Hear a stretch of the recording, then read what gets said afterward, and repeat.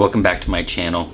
Grilling season is right around the corner, and even if it wasn't grilling season, you know what? Burger season is year-round, and today I am going to be making an impossible burger. If you're like me, you enjoy burgers, and you know, sometimes going to the grocery store and buying vegan burger patties that are already made up can be quite expensive. So today I'm making the impossible burger, and it's going to be much cheaper, and it's going to be absolutely delicious.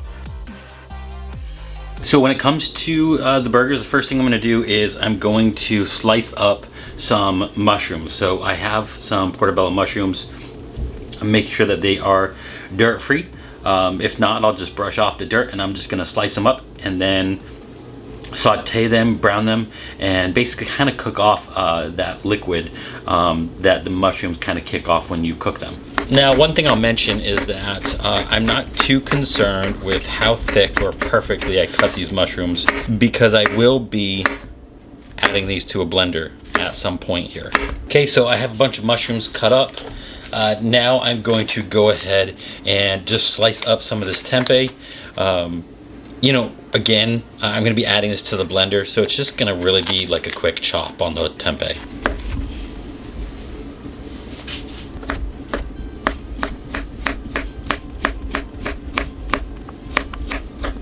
At this point, I have the mushrooms prepped up, I have the tempeh prepped up, and I have some short grain rice boiling up right now, simmering currently. And so when that finishes simmering, I'll grab a cup of that and put that aside for this recipe. But now the skillet is heating up, and once the skillet gets nice and hot, I'm gonna then go ahead and start cooking off those mushrooms, getting those browned and really kind of evaporating some of that water out of there. Then I'm going to get together some spices, a few other ingredients, start bringing this together and blending it all. Okay, so the skillet's pretty hot. I'm going to go ahead and add in all the mushrooms.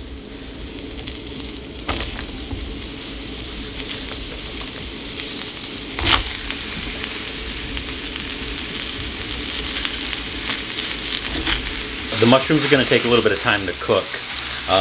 But just the call out is that I wanted to make sure that the skillet was nice and hot and the oil was nice and hot, so that way when I add the mushrooms, they start cooking and have less soaking up the oil in the pan. You can see that there's a lot of moisture right now in the pan from these mushrooms. That is normal, but like I said, I'm looking to cook these until these mushrooms get nice and tender, browned, and that moisture goes away, because otherwise these burger patties will just be overly saturated with water and they won't be able to form together into burger patties. I'm going to go ahead and start adding some stuff into the food processor. So essentially it's going to be some rice, it's going to be some tempeh, some oats, and some spices, until I add in, of course, the mushrooms to as well be mixed in.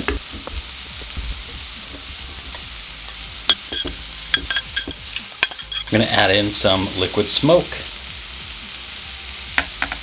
I'll now add in some garlic powder, some onion powder, some nutritional yeast, some salt. I'm going to crack in some pepper, some beetroot powder. And so this is about what we're looking for the mushrooms. So I'm going to add them to a bowl. And then I'm going to move on to blending up the mixture that we have so far. And now you're going to notice that this mixture is pretty thick and sticky, which is what we're looking for. So I'm really going back and forth between blending, adding some mushroom, and then I'm going to work in the oats as well to really blend that all together. Okay, and so now everything is out of the blender. And this is pretty much what you're left with. So in this case, we just need to bring this all together into our patties. And you can see that it is pretty sticky, which is great. That's what we wanted. Kind of like dough. Yeah, it's also like if you're mixing ground beef together, making your burger patties from scratch. You want it to be sticky, stick all together, to be able to hold the shape and form. I mixed all of that together and I separated that into the actual burger balls. And now I'm going to go ahead and just shape them into the regular burgers. You can go ahead and use a mold if you want. I'm just going to keep it rustic and just mold it with my hands into that rough burger shape. And then I'm going to cook these off and see how they are.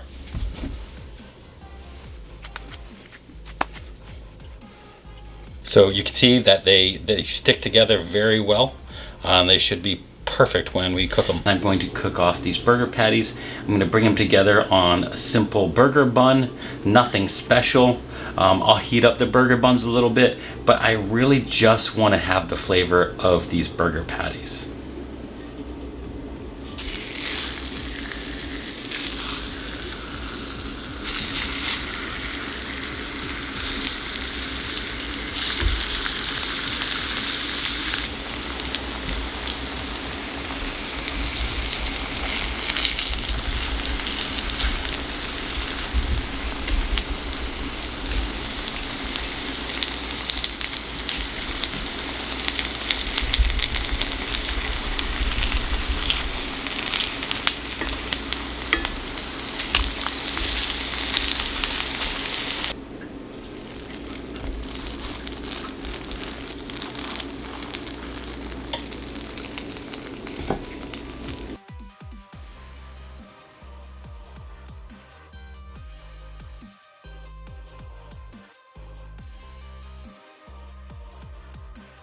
There it is. There's this version of the Impossible Burger.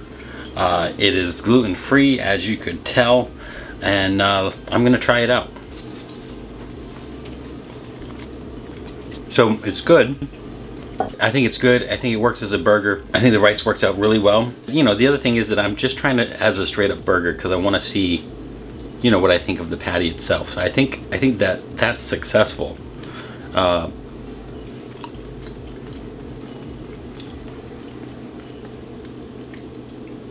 I think it would add a little bit more spice to this, but I mean, it definitely works out. I think that, you know, you get the red from the beet, so that's kind of like the meat look when you have a real burger. So overall, this is great.